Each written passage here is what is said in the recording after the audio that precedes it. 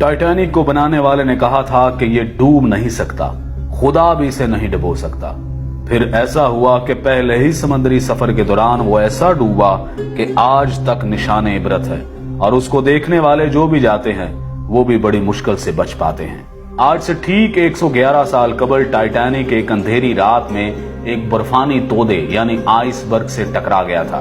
उस वक्त जहाज पर सवार ज्यादातर अफराद नींद की आगोश में थे। हादसे के वक्त टाइटैनिक 41 किलोमीटर फी घंटा की रफ्तार से इंग्लैंड के शहर साउथहैम्पटन से अमेरिका के शहर न्यूयॉर्क की तरफ जा रहा था, और सिर्फ 3 घंटे के अंदर 14 और 15 अप्रैल 1912 की दरमियानी रात टाइटैनिक बहरे ओकेयानूस में डूब गया। वो जहाज जिसके बारे में कहा जाता था कि वो कभी नहीं डूबेगा, न सिर्फ चंद घंटों में समंदर में गर्क हो गया, बल्कि इस हादसे में 1500 के करीब अफराद भी हलाक हुए। 111 साल बाद भी उसे सबसे बड़ा समंदरी हादसा समझा जाता है। सितंबर 1985 में इस जहाज की बाकियात को बहरा ओकेयानूस में जाए हादसे से हटा दिया गया था।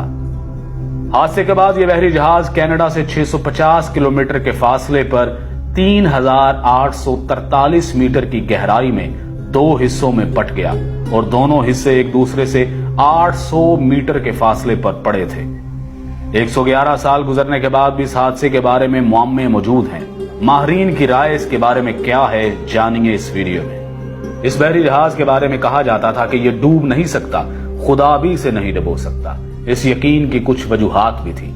Federal university of Rio de Janeiro के शोबा बहरिया और ओशन इंजीनियरिंग के प्रोफेसर और इंजीनियर अलेक्जेंडर डी पेन्हो अल्हो कहते हैं कि इंजीनियरिंग के लिहाज से यह डिजाइन की बुनियाद पर तैयार करदा पहला बहरी जहाज था। कई वाटर टाइट कंपार्टमेंट्स बनाए गए थे, यानी जहाज का एक कमरा पानी से भर भी जाए तो दूसरे कमरे को गर्क नहीं कर सकता था।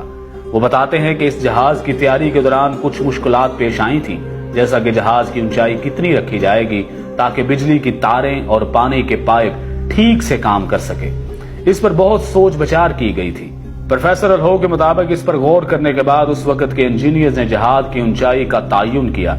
यहां तक कि सैलाब की सूरत में उन्होंने अंदाजा लगाया कि पानी छत की ऊंचाई तक नहीं पहुंचेगा। उन्होंने छत पर महफूज कंपार्टमेंट भी बनाए थे, लेकिन तब किसी ने बर्फ के तोदे से जबरदस्त टकराव का सोचा भी नहीं होगा।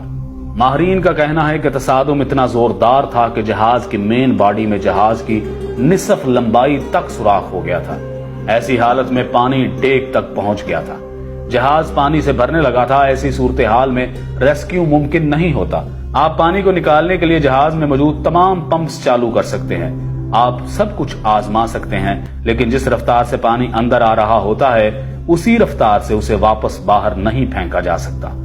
एक जबरदस्त तसादुम के बाद जहाज की साख में तब्दीली आई और दरवाजे बंद नहीं हो रहे थे, वो भंस गए थे। टाइटैनिक को इस दौर में भी खालस स्टील से बनाया गया था, लेकिन उस वक्त का स्टील ऐसा नहीं था, आज की फुलाद की तरह मजबूत नहीं था। बड़े हादसों के बाद इसकी वजूहात में इंसानी गलतियां हमेशा पाई जाती हैं। माहिरीन के मुताबिक आइसबर्ग से भरे खित्तों से गुजरने में मुश्किलात के बावजूद इस पर सफर को तेजी से मुकम्मल करने का शदीद दबाव था। दरअसल ये दबाव ब्लू बैंड हासिल करने के लिए था। 1839 में शुरू होने वाला ये एजाज बहरा ओकेयानूस को अबूर करने वाले तेज तरीन जहाज को दिया जाता था। टाइटैनिक को इस एजाज का सबसे मजबूत दावेदार समझा जाता था। इस वक्त दुनिया की बड़ी कंपनियों के दरमियान जहाज बनाने का मुकाबला था। उस वक्त इंग्लैंड और जर्मनी के दरमियान मुकाबला था कि सबसे बड़े और तेज तरीन जहाज कौन बनाएगा।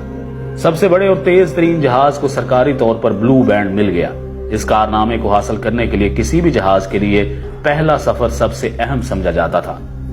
पहले सफर के दौरान जहाज की हालत सबसे बेहतर होती है। जहाज पहले सफर में तेज तरीन रफ्तार हासिल कर सकता है, और टाइटैनिक ने भी तेज तरीन रफ्तार हासिल करने की कोशिश की थी। बच जाने वाले लोगों में से बहुत से लोगों ने बताया था कि जहाज के कप्तान को इर्द गिर्द के इलाके में बर्फ के तोदों के बारे में इतला दी गई थी, लेकिन उसने जहाज की रफ्तार कम नहीं की, क्योंकि वो तेज रफ्तारी से बहरे ओकेयानूस को अबूर करके ब्लू बैंड हासिल करना चाहता था। लेकिन यही तेज रफ्तारी और गरूर और तकब्बुर और खुदा को चैलेंज इस जहाज को डुबोने का सबब बने। टाइटैनिक हादसे में 1500 के करीब अफराद हलाक हुए, जिसके बाद समुद्री जहाजों के हिफाजती निजाम को बेहतर बनाने की कोशिशें शुरू कर दी गईं। इस हादसे के बाद समुद्री जहाजों की हिफाजत के लिए रडार जैसे आलात की तैयारी शुरू की गई। ٹائٹینک کے حادثے میں بہت سے لوگ اس لیے مارے گئے کہ ان کے پاس لائف بوٹس نہیں تھی، اور ٹائٹینک میں لائف بوٹس اس لیے بھی کم تھی کیونکہ ان کا دعویٰ تھا کہ یہ جہاز کبھی نہیں ڈوب سکتا۔ اس یقین کی وجہ سے جہاز میں صرف آدھی لائف بوٹس رکھی گئی تھی۔ یہ حادثہ سمندری جہازوں کی حفاظت کے حوالے سے ایک اہم سنگ میل ثابت ہوا۔ سمندری جہازوں کی حفاظت کے لیے ادارہ جاتی فریم ورک بنایا گیا، تعمیر کے دوران حفاظتی پیرامیٹرز کا خیال رکھا گیا، اسے مسلسل بہتر بنانے کے منصوبے پر کام کیا گیا۔ آج کے دور میں ریڈار برف کے تودوں کو بہت پہلے پتہ لگا لیتے ہیں۔